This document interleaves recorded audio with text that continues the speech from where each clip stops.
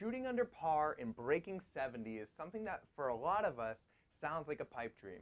We think that would be amazing, and we look at tour pros. They're seeming to do it every time that they go out and play, and we wonder, why not me? And what is it going to take? And really, is it worth me practicing enough to be able to reach that skill level? Now, what we're going to talk about in this video when we're talking about how to break 70 are the skills that you need to acquire to shoot something in the 60s.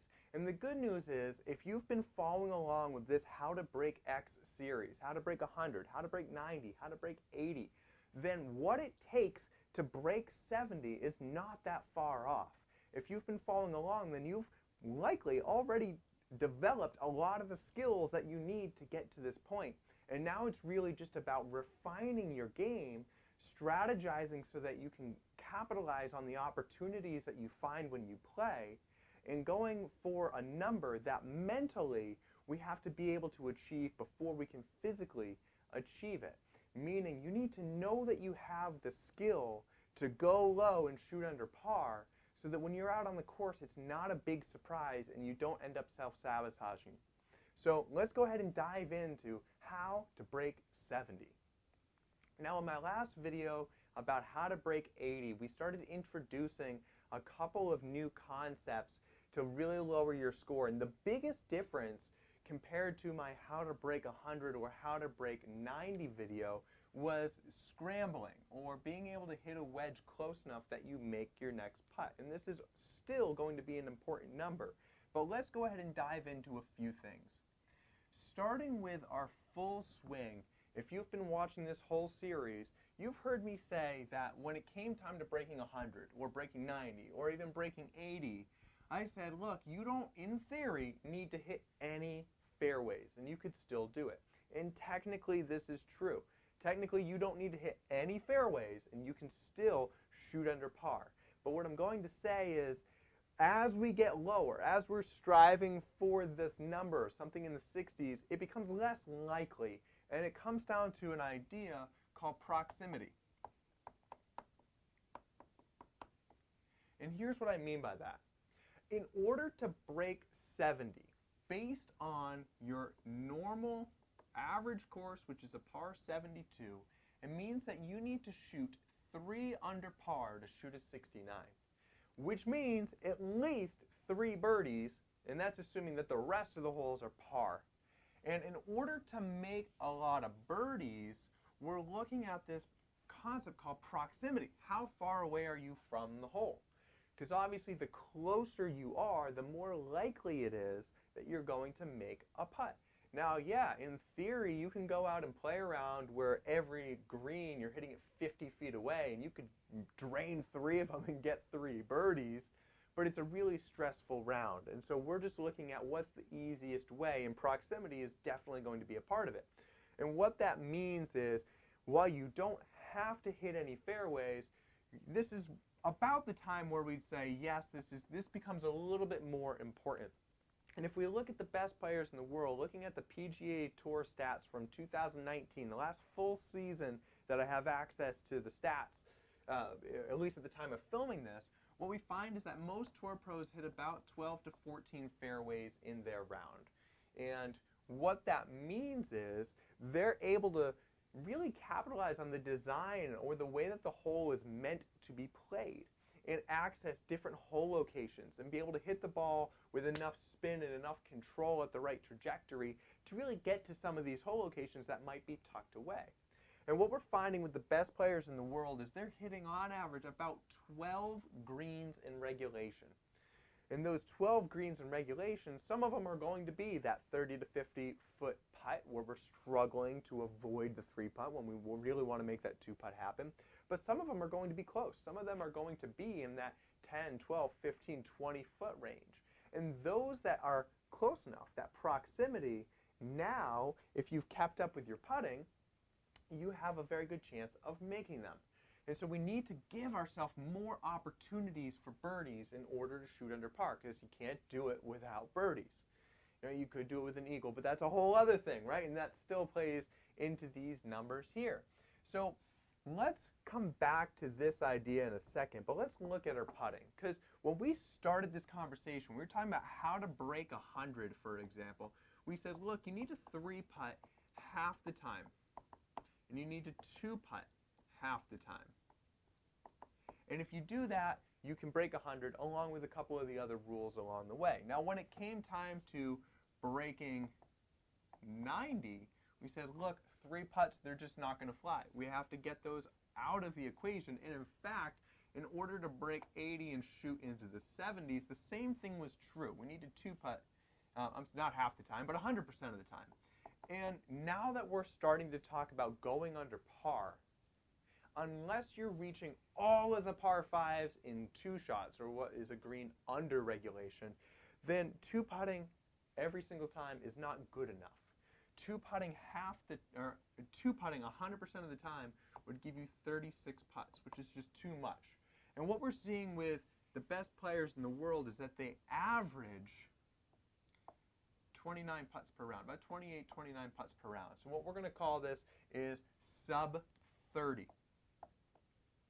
Now the reason that we change from, hey, 2-putt percentage into just simply sub 30 is because now we're looking at a little bit of a number here, right? And what I mean by that is I don't care how you get the job done, but our goal is to putt fewer than 30 times in a round. And if you've been following along with this progression, then if you went from 36 putts around to sub 30, so that's 29 putts around, that's 7 shots right there that you've swung just from improving your putting. And obviously there's other things that go into improving your putting that significantly, such as closer proximity to the hole when you hit it, both full swing and with your short game. But that 7 shots alone can take you from a 79 into a 72, right? And now you're sitting at even par. But obviously if that's the case, then there's other work to be done because we still need 3 birdies on top of it, and that math doesn't entirely work out until we start looking at this idea of scrambling. And when we talked in our How to Break 80 video, we said that we really need to scramble about 30% of the time. And now what we're talking about, best players in the world are about 65% of the time, roughly speaking. And everybody's a little bit different, but that's on average, best players in the world. So here's where we're going with this. If you hit 12 greens in regulation, then that means that there are 6 that you don't hit, right? And out of those 6 times 65%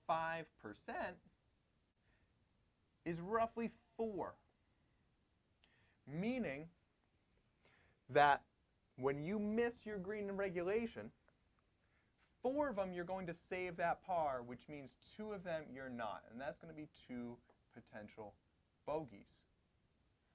Okay, now we're going the wrong way. So how do we make up for this? Well, that means that when we're hitting these 12 greens in regulation, normally we'd say, hey, look, because you're 2-putting everything, those are 12 pars. But when it comes time to breaking 70, they're not necessarily 12 pars.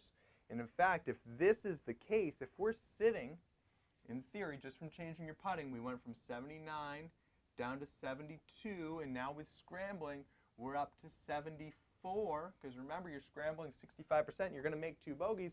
That means we need 5 birdies. And those 5 birdies come from these greens in regulation that you hit right here. So this is 5 birdies and 7 pars. Because we know with our short game, we're going to save 4 more pars, and we're probably going to make 2 bogeys. And when you add all those up, we get a score of 69. Now, I know there's a lot of numbers going on here, and up until this point of talking about shooting in the 60s, the numbers have been super simple.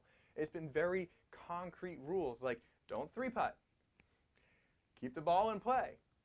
And while these concepts are still true, to break 70, we still want to avoid 3-putting, we still want to keep the ball in play.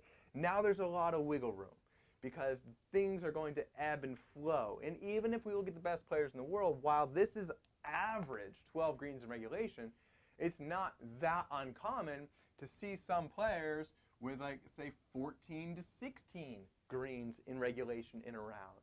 And if that's the case, if they're hitting 16 in regulation, and that means they're missing, let's just say 2, but they're getting up and down 65% of the time, well, they're going to save both of those. So those stay as pars, right? And so where we're headed with this is these numbers that we've been talking about are just the bare minimum.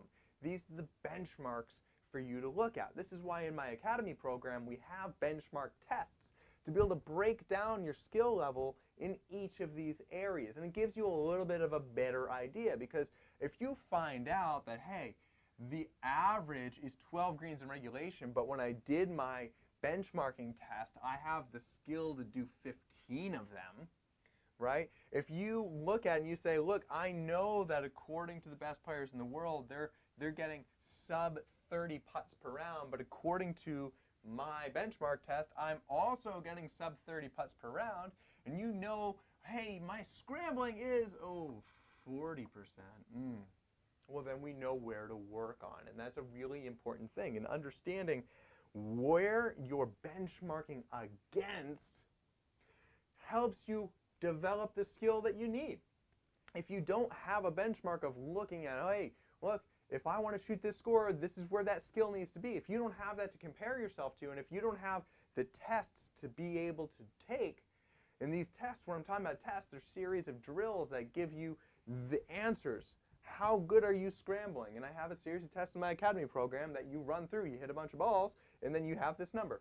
Same thing with fairways, same thing with greens, same thing with your short putts, same thing with your lag putts. And by the end of doing all these benchmark tests, you can very clearly see that this is the bottleneck that's holding you back. But at a bare minimum, when we're talking about tour averages, when we're talking about the math behind breaking 70, when we're looking at the best players in the world and what they do, these are the numbers that we see on average, is that they're hitting about 12 to 14 fairways, 12 greens, they scramble about 65% of the time, and they're putting less than 30 times per round. Again, with a lot of ebb and flow depending on the particulars of the round, but these are the numbers that we aim for. And when you can go through your own benchmarking and see where you're at, if you can check, check, check, check all the way down, then the only thing that's holding you back is the mindset side of knowing that you can go under par. And this is a really huge component, and one of the biggest things that we talk about in the Academy program is how do you break through the mental barrier? How do you go from this identity of, I struggle to shoot under par, I don't make enough birdies, I'm not a good enough putter to make birdies, I can't go that low, this course is too long, I can't play in front of people. Whatever your excuse is, we can eliminate that by objectively looking at it and testing and saying, look, you have the skill. You might not believe it when you're playing, but look, it's there. And if you don't have the skill, here's the drills you need to work on. Here's the stretches and exercises you need to do to improve your ability to swing the club. Whatever it is, wherever that bottleneck is that's holding you back, we have standards that we're testing against. And we can measure where you're at so that you can break through it and finally go out and break 70.